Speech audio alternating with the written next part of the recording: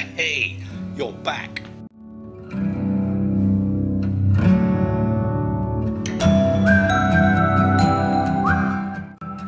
So am I.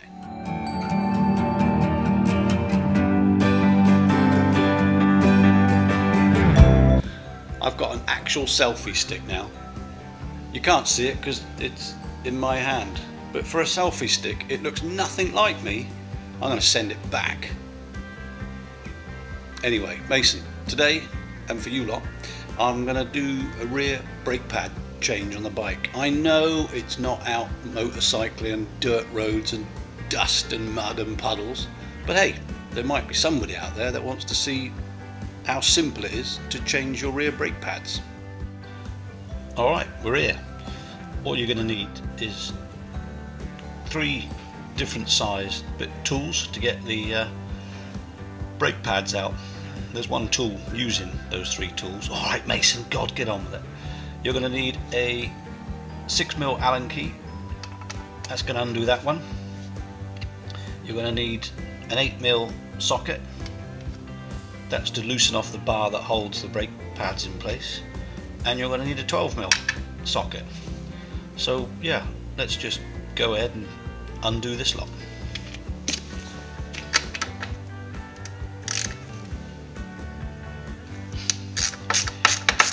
They shouldn't be ultra tight, so you should better just do that first little crack. Oi, using the word crack on live TV. Good God. When I take them out, I put them on something clean. You don't want them rolling around in dust and dirt because they've been lubed up a little bit.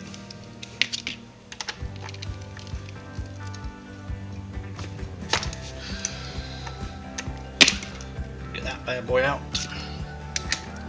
My hands are probably in the way, aren't they? I should have thought about the position of the camera. Should we turn it off and change position?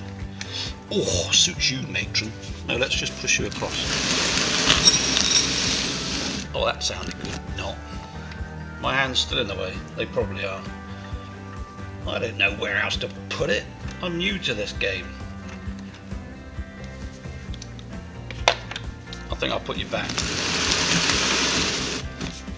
Stop messing with the viewers, David. Just let them be. So this one you want to crack off too. Just loosen it, but you don't want to take it out just yet. Just get it out a little bit. There we go. Also attached to this is your ABS cable here, your sensor, and that sits in this mount, which you can get at, but actually for this process you don't need to get that out.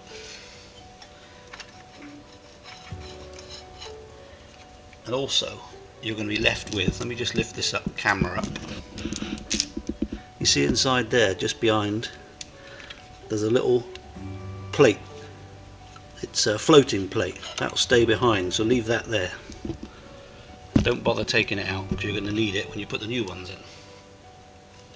Okay, there's your old brake pads, look, hanging nice and loose. All you need to do is get that bar out.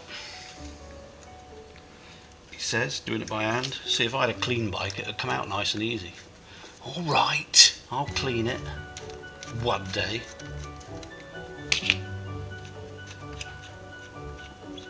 Talk amongst yourselves, if not I'll put some music on. There's the old pads out, look. So what were they down to? One side was probably 1.5 mil, the other side 2 mil, but time to change. Right, I'm just going to go and get the new pads. Well, they're here, I don't have to buy them, they're on the workbench.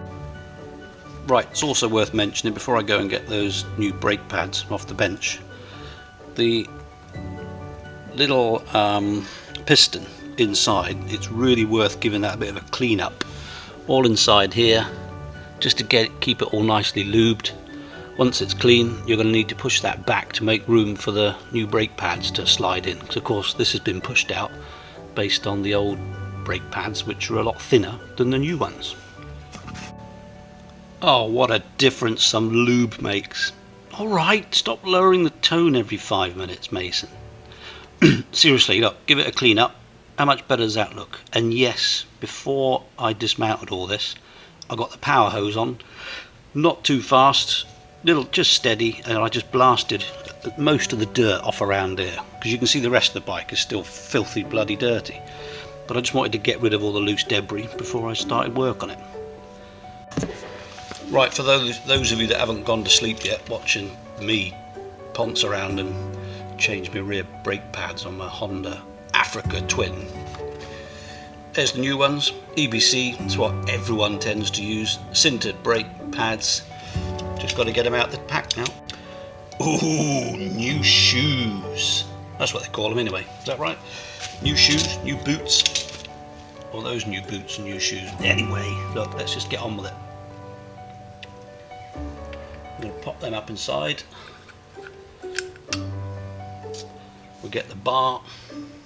Put it all the way through. Just do it up hand tight for now so it bites. My arm's in the way again. How do you do this and film at the same time without getting in the way? Put the bar back in. Just do it up hand tight. They're just gonna swing loose. Pull them left and right so they open up and make enough gap. So when they arrive, they're gonna slide over the top of the disc and sit just in that sprung back bit. The spring's inside here, look. Once you put them in, it's going to move, I don't know, 2, probably 3 mil, the spring. They shouldn't drop out, he says, but you know, just be careful when you take it all apart. And all you're going to do, remember, don't overstretch this because you've got the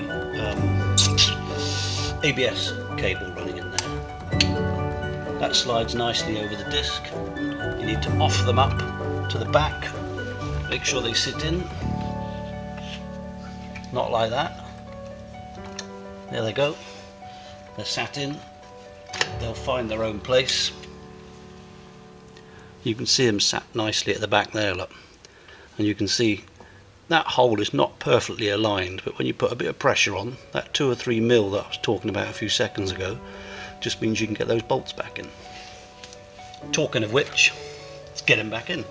So I always put this back one in first because it's the one that's a little more difficult than the others to get at once you've tightened this one up. So again, hand tight, put a little extension on. Just going to get him done up just a little way. Everything's nice and loose at the moment. Last bolt, 12 mil. Give it a wiggle, let it find its way, all hand tight again.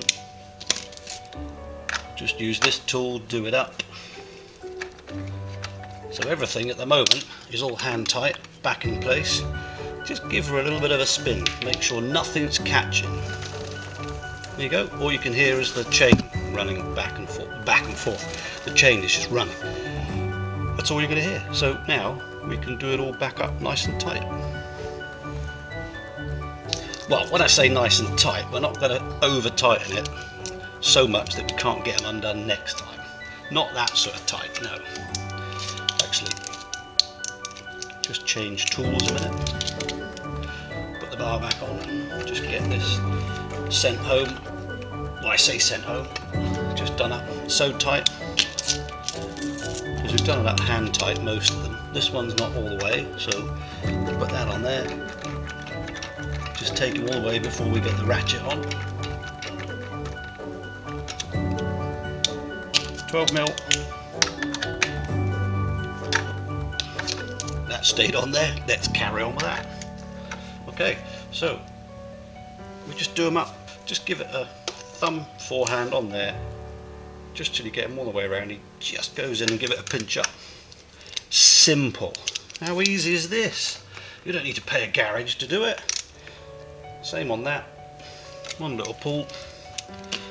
What I will say is, once I've been out for a ride, literally if not even a mile or two, I'll come back and I'll just recheck all of these. Right, they're all done. New pads are in. Give that a spin. Perfect.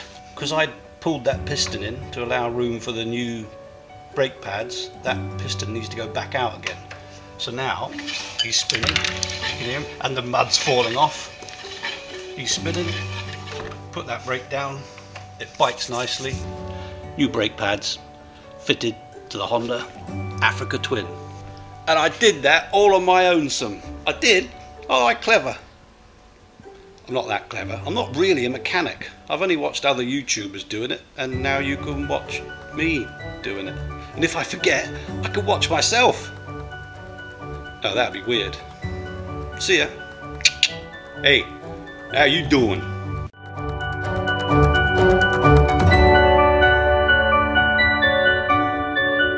I just had a little tip, just in case some of you get to that point you think, I can't undo this, it's ridiculous. Whatever you do, don't get a big hammer out. You don't want that.